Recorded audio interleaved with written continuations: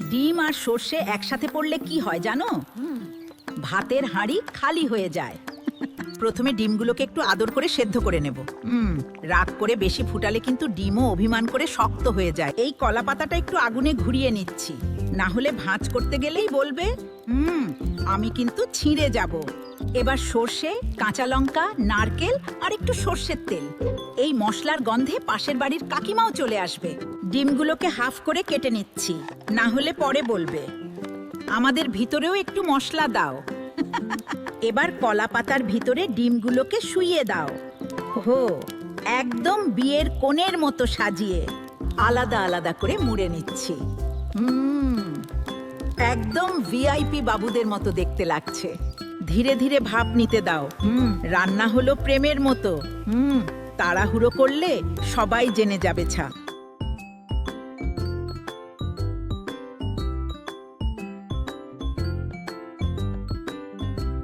উফ, গরম ভাত আর ডিম পাতুরি। একবার খেলে প্লেট চেটে খাবে কিন্তু।